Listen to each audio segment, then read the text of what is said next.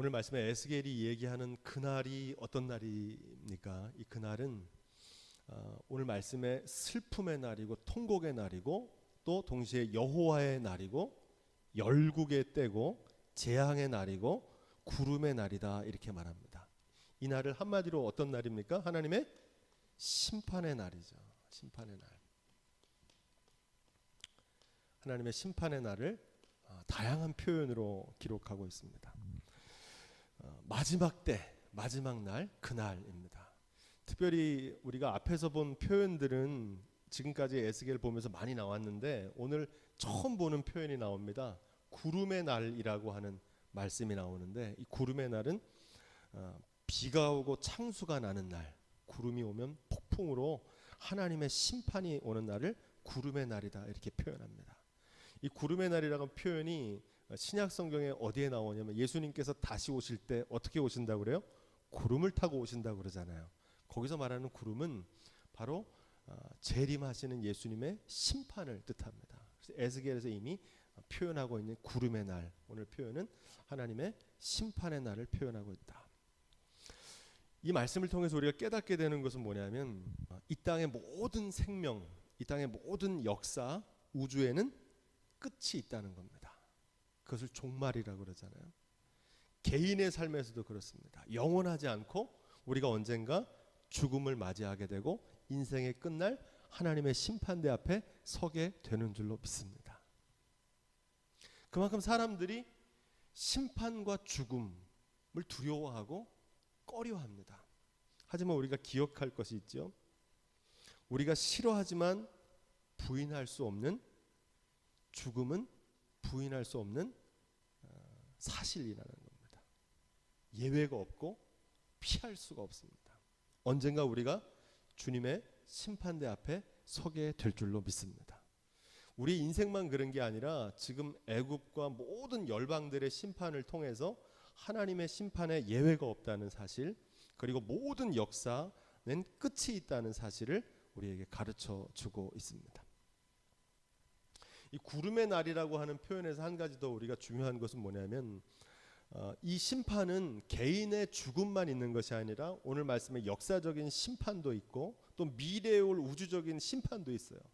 뿐만 아니라 우리의 삶 속에서 경험하게 되는 비가 오고 창수가 나는 날, 이걸 뭐라고 그랬습니까? 삶에서 만나는 위기의 순간, 절망의 순간입니다.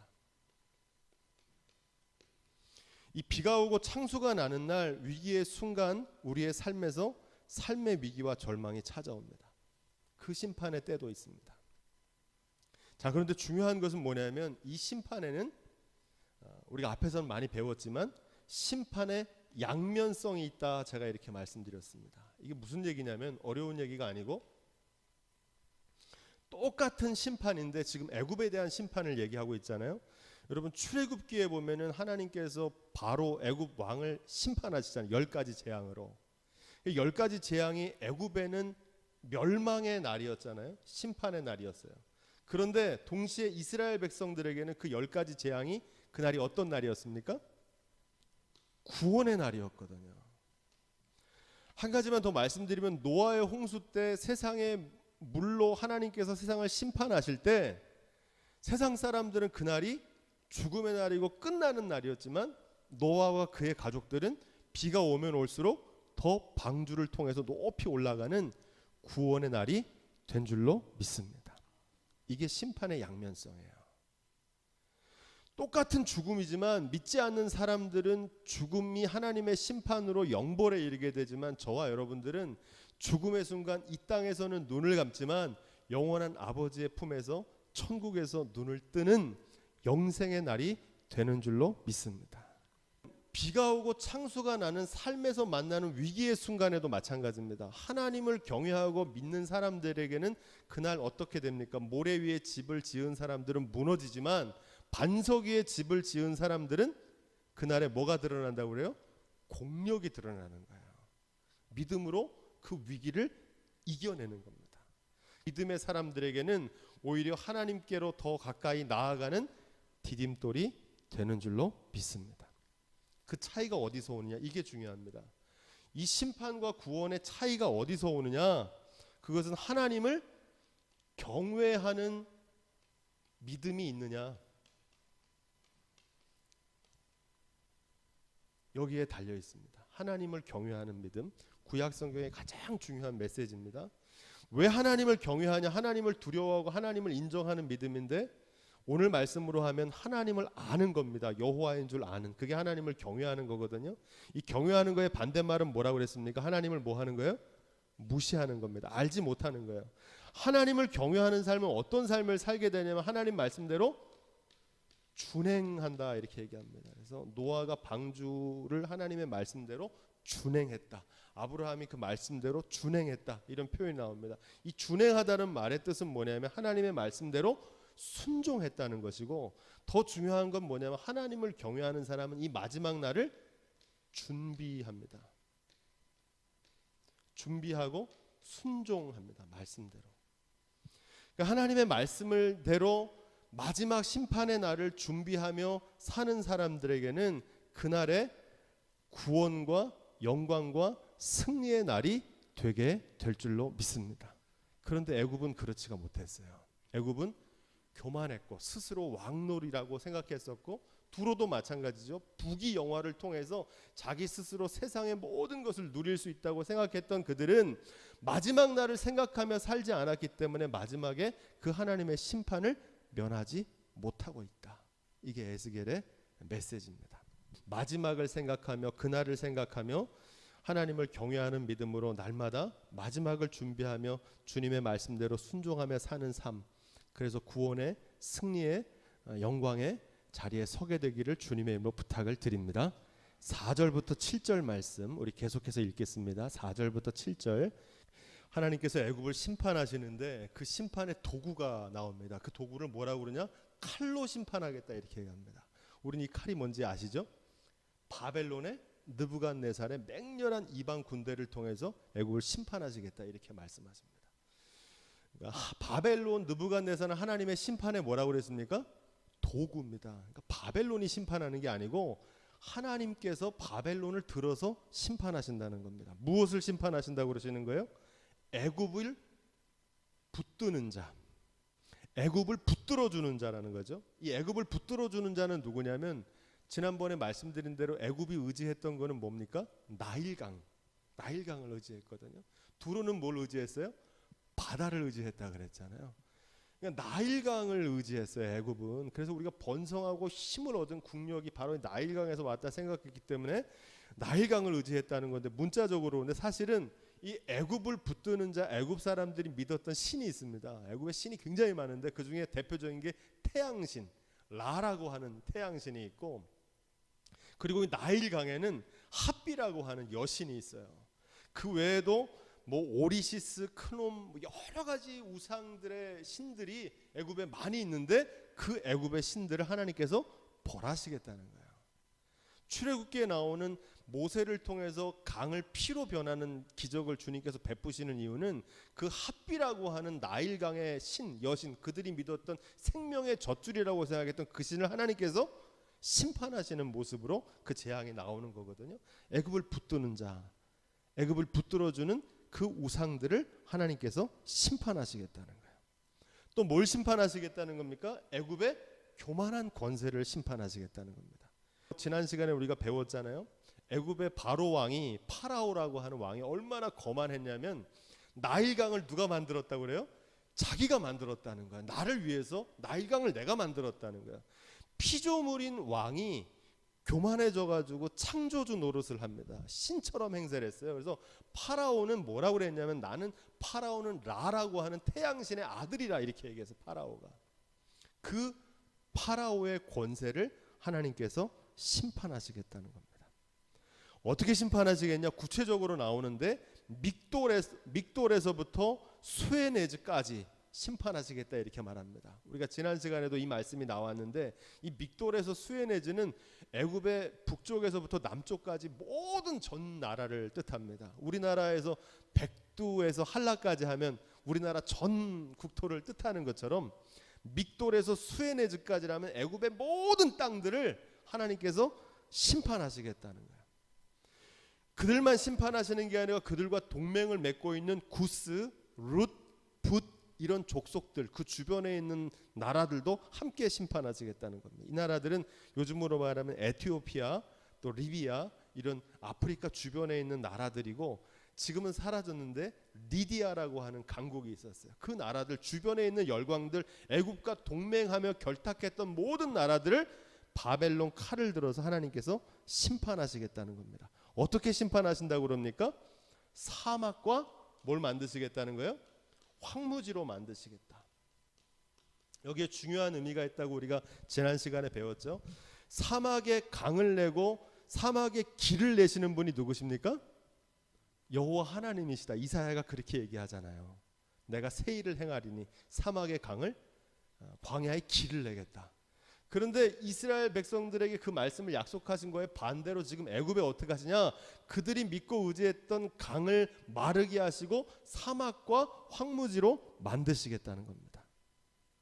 강을 의지하는 사람에게 강을 내시는 분이 여호와 하나님이라는 사실을 나타내시겠다는 겁니다. 왜 이런 심판을 행하시냐? 8절부터 9절에 그 심판의 목적이 나옵니다. 우리 함께 읽어보겠습니다. 8절부터 9절. 심판의 목적이 뭐하러 심판하신다는 거예요? 그들이 나를 여호와인 줄 알리라. 심판의 목적을 분명하게 말씀하십니다. 출애굽기에 보면, 출애굽기를 벌써 우리가 공부한 지가 하도 오래전이라고 기억이 안 나실 텐데 10가지 재앙을 하나님께서 내리실 때 그 과정마다 하나님께서 뭐라고 말씀하면 모세한테 네가 이 기적을 행하면 바로가 내가 여호와 하나님이라는 사실을 알게 될 거다 이렇게 말씀하십니다. 그 얘기를 계속 반복하세요. 한번 찾아볼까요? 출애굽기 14장 1절로 4절. 내가 바로의 마음을 강팍해 한즉 바로가 그들의 뒤를 따르리니 내가 그와 그 온 군대를 인하여 영광을 얻어 애굽 사람으로 나를 여호와인 줄 알게 하리라 하심에 무리가 그대로 행하니라. 아멘. 나를 여호와인 줄 알게 하리라, 이 말씀이 나오죠. 여기만 나오는 게 아니라 홍해를 건널 때 하나님께서 그렇게 하시겠다는 거예요. 그러니까 애굽을 치신 목적은, 지금도 마찬가지지만 애굽을 심판하시는 목적은 그들이 나를 여호와인 줄 알게 하려고 이 모든 재앙을 내리신다는 겁니다. 여호와인 줄 알아야 될 사람은 누구냐면 첫 번째는 바로 왕에게 알게 하겠다는 겁니다. 애굽 사람들, 하나님을 대적해서 교만했던 사람들. 그런데 중요한 거는 그 사람들만이 아니고 하나님께서 여호와인 줄 알게 하려는 사람은 따로 있어요. 애굽의 바로 왕만 하나님을 대적한 게 아니고 이스라엘 백성들, 하나님을 믿노라 고백했던 이스라엘 백성들도 광야에 나가서 10번씩이나 하나님의 말씀을 순종하지 않고 하나님 경외하지 않고 원망하고 불평하잖아요. 그죠? 신명기에 보면 하나님께서 모세를 통해서 뭐라고 말씀하십니까? 너희가 10번씩이나 나를 배반했다 이렇게 얘기합니다.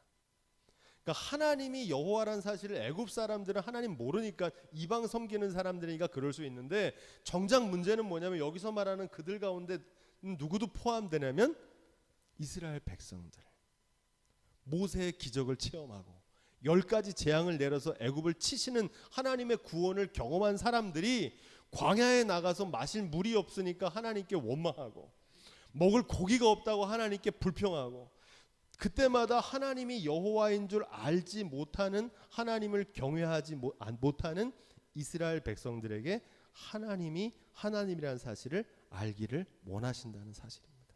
왜 하나님께서 이 재앙으로 심판하시느냐? 하나님을 경외하게 하려고 한다는 겁니다. 이 경외라는 말이 하나님을 아는 겁니다. 경외하는 거의 반대가 뭐라고 그랬습니까? 하나님을 무시하는 거야. 안 계신 것처럼. 하나님을 경외하는 사람들의 삶의 특징은 뭐라고 그랬습니까? 하나님의 말씀에 순종합니다. 하나님 믿으니까 기도하고 염려하지 않고. 바라기는 저와 여러분들이 하나님을 경외하는 믿음, 하나님을 하나님으로 아는 믿음이 있기를 주님의 이름으로 부탁을 드립니다. 10절부터 12절 말씀, 우리 계속해서 말씀을 읽겠습니다. 10절부터 12절. 이 말씀은 앞에서 했던 애굽의 재앙을 하나님께서 다시 한번 구체적으로 말씀하시는 겁니다. 뭐라고 말씀하시느냐? 누가 심판하신다는 거예요? 바벨론의 느부갓네살을 통해서 강포한 군대를 보내서 칼로 심판하시겠다는 겁니다. 어떻게 심판하신다는 거예요? 강을 말리우고 황무한 사막으로 만들어 놓겠다는 겁니다. 왜 앞에서 했던 말씀을 또 다시 한번 똑같이 반복해서 구체적으로 말씀하시느냐? 반복하시는 이유가 있습니다. 거듭해서 말씀하시는 이유가 있어요. 이 하나님께서 거듭해서 말씀하실 때는 중요하기 때문에 그렇습니다. 왜 중요하냐면은 요셉이 그 꿈을 해석할 때 여러분 창세기에서 보면은 바로가 꿈을 2번 꾸잖아요. 어떤 꿈을 꿉니까? 파리한 소 7마리, 또 살진 소 7마리, 그리고 왕겨 같은 기근, 그리고 풍성한 곡식. 그걸 2번 거듭 꿨다는 것을 통해서 요셉이 뭐라고 해석합니까? 창세기 41장 32절에 보면 바로께서 꿈을 2번 겹쳐 꾸신 것은 하나님이 이 일을 확정하셨음이며 속히 행하시리니 아멘. 이렇게 해석합니다.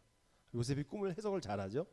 에스겔도 마찬가지입니다. 하나님께서 지금 이 일을 앞에서 했던 일을 다시 거듭해서 반복하시는 것은 속히 이 일을 행하시겠다는 것이고 반드시 행하시겠다는 겁니다. 애굽을 그렇게 심판하시겠다는 거예요. 13절부터 18절 계속해서 읽어보겠습니다. 하나님께서 구체적으로 심판하시는 모습을 나타내는데 도시와 성읍의 이름이 하나씩 거명됩니다. 놉이라고 하는 도시가 나옵니다. 우상의 도시고, 바도로스, 소안, 또 견고한 성이라고 했던 신, 노, 야웬, 바베셋, 드합, 느헤스. 우리한테는 낯선 이름이지만 당시에 애굽 사람들과 그 주변에 있는 사람들한테는 네노라고 하는 성읍이었어요. 대도시, 번성하던 성읍이었고, 왜 이런 성읍들을 하나님께서 구체적으로 묘사하시고 멸하시냐면 그들이 의지하고 의뢰하던 것, 특별히 그 성들은 그 성들의 우상을 섬기고 있었는데 그 우상, 그들이 의지하고 신뢰했던 것들을 하나님께서 다 무너뜨리시겠다는 거예요. 애굽이 의지했던 건 나일강이잖아요. 하나님께 나일강을 어떻게 하시겠다는 겁니까? 황무지로 만드시겠다는 거예요. 마지막 날 세상에 믿던 모든 것 끊어질 그날 되어도, 우리가 부르는 찬양이 있잖아요. 장례식 때 주로 많이 부르잖아요. 우리가 세상에 의지했던 물질, 명예, 권세, 사람, 이게 영원할 것 같지만 마지막 끝날에 그것이 우리를 구원해 주지 못하고 그 모든 것이 무너져 내리게 되는 줄로 믿습니다. 의지하고 의뢰하던 것을 다 하나님께서 무너뜨리겠다는 거예요. 오직 의뢰하고 의지할 분은 여호와 하나님이심 한 분밖에 없는 줄로 믿습니다. 그 말씀을 전하고 있는 거예요. 의지하던 것과 함께 무너져요. 물질을 의지하던 사람은 물질과 함께 넘어지고, 군사력과 힘을 의지하던 사람은 군사력과 함께 무너지고, 나일강을 의지하던 사람은 나일강과 함께 무너져 내린다는 겁니다. 자, 계속해서 19절 말씀. 왜 이 일을 하시느냐? 하나님께서 왜 이 일을 행하시느냐? 19절입니다. 시작. 여기서 중요한 단어가 나오는데 하나님께서 애굽을 뭐 하신다고 그래요? 국문하신다 이렇게 얘기합니다. 요즘 잘 안 쓰는 말입니다. 이 국문이란 말은. 근데 에스겔서에는 많이 나오죠. 이 국문이 뭘 얘기하는 거냐면 하나님께서 심판하신다는 겁니다. 근데 이 심판은 어떤 거냐면 재판장이 죄를 심문하는 거예요. 공의롭고 정의롭게 하나님께서 판단하신다는 겁니다. 우리가 익숙한 말로 하면 하나님의 뭐예요? 이게 하나님의 심판대 앞에 서게 된다는 겁니다. 그들의 행위대로 하나님께서 심판하시겠다는 겁니다. 애굽만 심판하시는 게 아니라 저와 여러분도 언젠가 하나님의 심판대 앞에 서게 될 줄로 믿습니다. 그날을 준비해야 돼요. 어떻게 준비해야 된다고 그랬습니까? 뭘 물어보신다고 그랬어요? 세상에서 얼마나 성공했는지, 얼마나 부와 명예를 얻었는지, 어떤 직분을 가졌는지 이거 물어보시는 게 아니고 뭐 물어보신다고 그랬어요? 이 땅에 사는 동안 하나님의 자녀로 살았느냐? 내가 너에게 맡긴 거, 청지기로서 달란트, 사명 잘 선용하며 살았는지 물어보십니다. 마지막으로 뭐 물어보신다고 그랬어요? 내가 너에게 맡긴 사명 잘 감당했느냐? 큰 일이든 작은 일이든. 제 얘기가 아니고 새들백교회 리버렌 목사님이 세 가지를 정리했다고 말씀드렸죠. 그 마지막 심판대를 생각하면서 오늘을 더 의미 있고 가치 있게 하나님의 뜻대로 살아가는 저와 여러분들이 될 수 있기를 주님의 이름으로 축원드립니다. 아무도 이 심판대를 피할 수 없어요. 예외가 없어요. 반드시 하나님의 심판대 앞에 서게 된다. 에스겔은 그걸 얘기하고 있는 거예요. 애굽이든 두로든 하나님 믿는 이스라엘이든 남유다든 북이스라엘이든 세상의 모든 열방이 예외 없이 심판대 앞에 서게 된다는 겁니다. 그러면서 뭐라고 말씀하시냐? 왜 이런 심판을 하시느냐? 그들이 나를 여호와인 줄 알리라. 이 말씀이 또 나오죠. 오늘 두 번째 나오는 말씀입니다. 에스겔 30장에 벌써 이 말씀이 두 번 나와요. 이렇게 계속 반복되는 중요한 말씀을 뭐라고 그러냐면 키워드라고 그럽니다. 이 말씀을 여는 열쇠예요. 하나님께서 정말 하시고 싶은 말씀을 계속 반복해서 하시는 거거든요. 그들이 나를 여호와인 줄 알리라. 어떻게? 그 헛된 것, 의지하던 것을 헛되다는 것을 드러내서 누가 진짜 하나님인지, 누가 의지할 대상인지, 누가 삶의 주관자인지, 누가 창조주인지를 나타내시겠다는 겁니다. 언제? 마지막 심판 때. 근데 여러분, 이걸 마지막에 깨달으면 너무 늦어요. 내가 세상에 의지했던 게 이게 다 두고 가는 것이구나, 이게 내 맘대로 안 되는 것이구나, 뒤늦게 알아요. 그때 후회야 소용이 없어요. 그 마지막 심판대를 생각하면서 오늘을 더 의미 있게 하나님의 자녀로, 또 하나님께서 맡기신 삶을 선용하며 하나님께서 맡기신 사명 잘 감당하다가 준비된 삶으로, 하나님 경외하는 삶으로 그날에 승리하는 저와 여러분들이 될 수 있기를 주님의 이름으로 축원드립니다. 20절 21절. 에스겔서의 특징은 그 하나님의 말씀을 받을 때 그 날짜를 기록하거든요. 지금 이 예언을 선포할 때가 제11년 언제라고 그럽니까? 1월 7일이라 그러잖아요. 그런데 이 말씀 전에 우리가 지난주에 살펴봤을 때 애굽에 대한 하나님의 심판을 기록하면서 날짜가 나오거든요. 29장 1절에 뭐라고 되어 있습니까? 제 10년 10월 12일에 10월 12일. 에스겔을 통해서 처음 애굽을 심판하시겠다고 말씀하신 게 제10년 10월 12일이었는데 지금 애굽에 대한 심판을 완료하시는 때가 언제입니까? 제11년 1월 7일이니까 약 3개월입니다. 근데 이 날짜가 중요한 게 아니에요. 이 날짜는 왜 나온다고 제가 말씀드렸습니까? 이건 성경 공부하지 않으면 몰라요. 왜 이 날짜인지를. 이 날짜는 여호야긴이라고 하는 왕이 2차 바벨론 침공 때 끌려갑니다. 그때 누구도 함께 끌려갔다고 그랬어요? 에스겔도 같이 끌려갔어요. 그래서 에스겔이 여호야긴이 포로로 잡혀가던 2차 포로 기간 때로부터 제 11년 1월 7일이라는 겁니다. 그때로부터 10년 10월 12일. 그때 하나님께서 말씀하셨다는 거예요. 이 날짜의 의미는 뭐냐면 하나님의 언약은 하나님의 때에 하나님의 방식으로 반드시 이루어지는 줄로 믿습니다. 제가 자주 말씀드리지만 진짜 예언과 참된 예언과 거짓 예언을 구분하는 방법은 뭘로 한다고 그랬습니까? 예수님께서 뭐라고 그랬어요? 거짓 선지자를 조심하라. 그들의 뭘로 안다고 그래요? 열매로 나무를 알게 될 것이다. 이 열매라고 하는 거는 삶의 열매이기도 하고요. 의미의 또 한 가지 의미는 뭐냐면 성취되는 겁니다. 진짜 예언은요, 성취돼요. 그러니까 에스겔의 예언이 지금 애굽에 대한 하나님의 심판에 대한 예언이 성취된 거예요. 할렐루야. 3개월 만에. 하나님의 말씀은 하나님의 때에 하나님 방법으로 반드시 이루어지는 줄로 믿습니다. 언약이 성취돼요. 중요한 건 뭐냐면 회복 불능한 상태로 됩니다. 싸매지도 못하고 그 놓은 칼을 다시 잡으려도 잡을 수가 없다는 거예요. 하나님이 치시면 열면 닫을 자가 없고 닫으면 열 자가 없는 줄로 믿습니다. 대적할 수가 없어요. 거슬릴 수가 없어요. 지금 에스겔 왜 이런 무서운 심판이 찾아오냐면 에스겔 이전에 누구를 통해서 말씀하셨습니까? 우리가 에스겔서 전에 누구를 봤습니까? 예레미야. 그죠? 이것도 굉장히 긴 책이잖아요. 예레미야. 그전에는 또 어떤 책을 봤습니까? 이사야. 이건 또 더 긴 책이에요. 이 말씀을 통해서 뭐라고 말씀을 똑같은 얘기를 했어요. 너희가 회개하고 돌아오라는 거예요. 그렇지 않으면 하나님의 심판을 피할 수가 없다고 끊임없이 말씀하셨는데 이스라엘 백성들이 회개하고 돌아갔습니까? 안 돌아갔습니까? 안 돌아갔어요. 그래서 심판이 온 거거든요. 하나님의 약속, 하나님의 말씀에도 불구하고 이스라엘 백성들이 회개치 않아서 지금 심판이 찾아온 겁니다. 하나님의 심판은 하나님 오래 참으시지만 영원히 참지 않으시고 하나님 심판하시면 피할 길이 없어요. 네. 대적 불가. 다시 손을 잡고 뭐 어떻게 해보려고 해도 회복할 수 없어요. 바라기는 아직 기회가 있을 때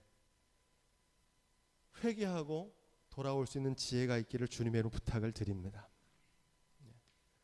자, 22절부터 25절까지 말씀을 쭉 읽겠습니다. 여기서 중요한 말씀은 바벨론 왕의 팔은 들어주고, 누가?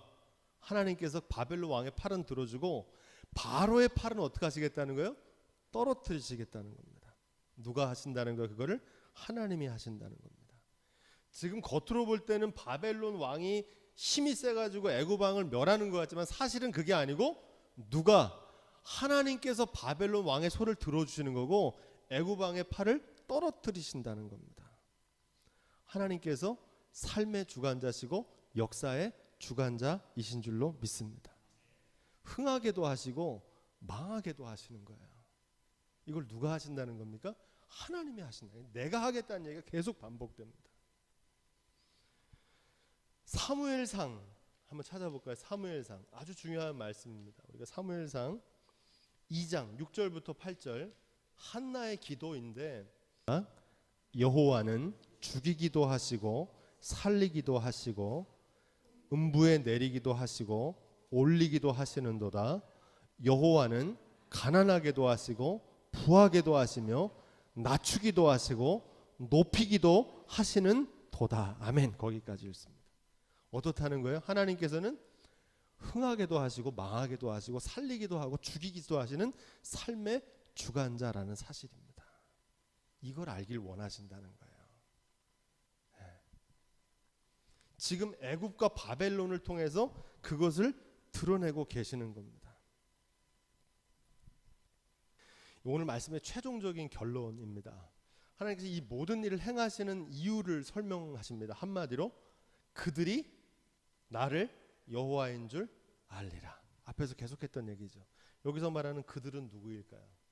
이게 중요합니다. 얼핏 보면은 애굽 사람들만 해당되는 것 같아요. 애굽이 지금 엄청나게 매를 맞잖아요. 재앙을 통해서 그 애굽 사람을 치시는 게 첫 번째고, 두 번째는 누구에게 이걸 알게 하시는 거냐면 바벨론 왕에게도 알게 하십니다. 이게 중요해요. 여기는 안 나오는데 나중에 이 바벨론 왕이 어떻게 생각하냐면 자기가 힘이 세가지고 온 나라를 정복한 줄 알아요. 그래서 바벨론 왕이 교만해집니다. 사실은 바벨론 왕을 누가 손을 들어준 거예요? 하나님이 손을 들어준 거거든요. 그러니까 바벨론 왕이 그거를 잊어버려요. 왕을 세우시고 땅을 차지하게 하시고 그리고 승리하게 하신 분이 하나님이라는 사실을 잊어버립니다. 왜 잊어버려요? 교만해지면 잊어버립니다. 바벨론 왕만 그러는 게 아니고, 여러분 히스기야라고 하는 왕이 나오잖아요. 이 히스기야라고 하는 왕이 나오는데 역대하 32장 25절에 보면 아주 중요한 말씀을 한번 찾아보죠. 히스기야가 마음이 교만하여 그 받은 은혜를 보답지 아니하므로 진노가 저와 유대와 예루살렘에 임하게 되었더니, 그 다음 히스기야가 마음의 교만함을 뉘우치고 예루살렘 거민들도 그와 같이 하였으므로 여호와의 노가 히스기야의 생전에는 저희에게 임하지 아니하니라. 아멘. 여러분 이 말씀이 왜 중요하냐면요, 히스기야가 병들었을 때 잘 아시잖아요. 벽을 향해서 하나님께 내 생명을 연장해 달라고 납작 엎드려서 간구했습니다. 그랬더니 하나님께서 어떻게 하셨어요?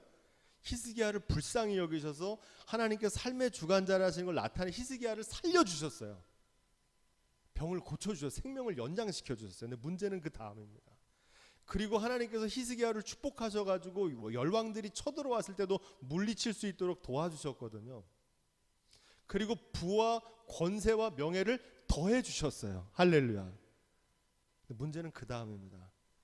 그랬더니 히스기야가 어떻게 됐어요? 교만해진 거예요. 자기를 왕 세우신 분, 자기에게 물질을 주신 분, 자기를 죽을 수밖에 없었던 질병으로부터 치유하신 하나님을 잊어버렸어요. 사람이 이래요. 히스기야는 몇 안 되는 이스라엘의 성군입니다. 다윗, 히스기야, 요시야. 손꼽는 믿음의 성군이라고요. 그 믿음의 사람도 모든 것이 잘 되고 번성하게 되면 하나님의 은혜를 잊어버리고 교만해지는 거예요. 히스기야 교만해지니까 어떤 일을 하냐면요, 바벨론이 사자를 보냅니다. 히스기야가 잘 살고 한다는 걸 보고 바벨 사자를 보내. 히스기야가 어떤 일을 저지르냐면 궁궐과 자신의 성 예루살렘 성 안에 있는 모든 집기들을 다 보여주면서 자랑을 해요. 자랑을. 그때 바벨론이 탁 들어와서 이거 어떻게 하면 침략해서 잡아먹을까 하고 있는데 히스기야가 막 자랑하는 거예요. 야, 여기 봐라, 내가 이 성도 이렇게 여기는 이렇게 지었고 여기 금은보화도 있고 이렇게 내가 부요하고 잘 나간다. 근데 결국은 그로 인해서 바벨론이 어떻게 됐어요? 예루살렘을 침공하는 기회를 제공한 거예요. 아주 중요한 말씀이에요. 지금 그들이라고 하는 말씀은 단순히 애굽, 지금 멸망하는 애굽만 얘기하는 게 아니라 하나님의 능력으로 하나님의 도우심으로 잘 되고 번성한 사람들조차 하나님이 그 모든 것을 주셨다는 사실을 잊어버리는 거예요. 히스기야만이 아니죠. 성경에 하나님의 축복은 받았지만 나중에 버림받은 사람, 대표적인 사람이 누굽니까? 사울 왕이잖아요. 하나님이 기름 부으셨는데 하나님이 축복해 주셨는데 그 축복을 잊어버린 거예요. 솔로몬 왕이 그런 사람이잖아요. 노년에 부귀와 영화에 우상 숭배로 하나님을 저버린 거예요. 이스라엘 망은 그런 거거든요. 옛날 사람 말고도 많아요. 하나님께서 그 가정을 살려주시고 축복해 주시고 기름 부으셔서 흥하게 하시고 부하게 하셨는데 그 하나님을 잊어버리고 자랑을 하는 거예요. 내 능으로, 내 힘으로, 내 노력으로 이 모든 것을 얻었다. 하나님께서 오늘 애굽을 심판하시는 목적은 어디 있냐? 그들을 깨닫게 하시려고 심판하시는 거예요. 부요한 것을 많이 경계하는데 부자 되는 것 자체가 죄는 아닙니다. 부자 되는 것 자체가 죄가 아니에요. 근데 저는 요즘 부자 되게 해달라고 기도하지 않아요. 우리 교인들한테. 어떻게 기도해요? 제가 아굴의 기도처럼 일용할 양식으로 채워달라고 기도해요. 왜냐하면 부요하게 되면 함정에 빠지는데 어떤 함정에 빠지냐면 교만해지고 자랑해져서 히스기야처럼 되거든요. 부요 자체가 죄는 아닙니다. 그런데 뭐가 문제냐면 부요해지고 성공한 게 죄가 아니에요. 부요해지고 성공하는 거 하나님이 축복이거든요. 하나님께서 하시는 거예요, 그것도. 그런데 뭐가 문제냐면 그것을 하나님이 주셨다는 걸 잊어버리는 게 문제예요. 물질적으로 번영하고 성공하는 거가 잘못이 아니에요. 그것을 하나님이 나에게 주셨다. 하나님이 내 손을 들어주시고 나를 높이셨다는 사실을 잊지 말게 되기를 주님의 이름으로 축원드립니다. 이게 어려워요. 그래서 제가 웬만하면 이걸 감당할 수 있는 사람이 별로 없더라고요. 이 축복을 감당하는 사람이 별로 없어요. 열에 9은 넘어지더라고요. 여기에. 차라리 어려울 때는요, 히스기야처럼 살려달라고 주님 앞에 나와 새벽마다 무릎 꿇고 기도해요. 고난이 있을 때 하나님과 더 가까워지는데 모든 게 잘 되고 잘 나갈 때는 어떻게 되냐면 하나님 없이도 잘 살 수 있다고 생각하는 거예요. 이 모든 걸 나에게 허락하신 좀 건강 주시고 지혜 주시고 능력 주시고 사람을 만나게 하시고 생명 주신 그 하나님을 잊어버리는 사람이 너무 많더라고요. 애굽을 심판하신 이유는 그것 때문에 보라는 겁니다. 이 애굽도 무너뜨리셨다는 거예요. 왜 이 말씀을 3번이나 반복하시느냐? 아까도 말씀드렸지만은 중요하기 때문에 그렇습니다. 왜 중요하냐? 잊어버리는 사람이 많기 때문에 그렇습니다. 근데 왜 하나님께서 끊임없이 에스겔과 예레미야와 이사야를 통해서 똑같은 말씀을 계속하실까요? 귀에 못이 박히도록. 그 이유를 우리가 분별할 수 있어야 됩니다. 잊어버려서 그래요. 언제 잊어버려요? 잘 나갈 때. 어려울 때는요, 신앙 안에 서요. 잘 나갈 때 넘어져요. 바라기는 잘 나갈 때도 겸비할 수 있는 지혜가 있기를 주님의 부탁을 드립니다. 또 한 가지 중요한 사실은 오늘 이 심판을 통해서 우리가 깨닫게 되는 게 뭐냐면, 이 심판과 고난도 사실은 하나님께서 뭘 하기를 원하시는 거예요. 이스라엘 백성들에게 알게 하셔가지고 이스라엘 백성들은 나중에 어떻게 하십니까? 구원하세요. 할렐루야. 하나님을 경외하는 백성으로 이스라엘 백성들은 애굽은 멸망시키지만 70년 후에 바벨론으로부터 건져내셔가지고 다시 거기서 지난주에 배운 대로 한 뿌리 나게 하셔서 하나님을 경외하는 백성들로 삼으시겠다고 그러시잖아요. 지금 이 모든 고난의 과정이 하나님께서 구원하시는 구원의 과정에 있는 줄로 믿습니다. 이걸 볼 수 있는 지혜가 있어야 돼요. 고난을 매맞는 거라고 힘들다고 고난이 찾아왔을 때 낙심할 게 아니고, 그 고난을 통해서 하나님께서 우리에게 깨닫게 하시는 그 뜻을 깨닫고 고난을 통해서 하나님을 만날 수 있는 기회로 삼을 수 있기를 주님의 이름으로 부탁을 드립니다. 그래서 다윗이 고난이 유익이라 그런 거야. 내가 고난을 통해서 하나님의 율례를 배우게 되었다. 어려운 때가 하나님 만나는 때고, 어려운 때가 하나님의 도우심을 구하는 때고, 어려운 때가 하나님의 능력으로 하나님께서 우리를 도우시는 은혜의 때가 되는 줄로 믿습니다. 바라기는 그 지혜가 저와 여러분 가운데 있기를 주님의 이름으로 부탁을 드립니다. 기도하겠습니다.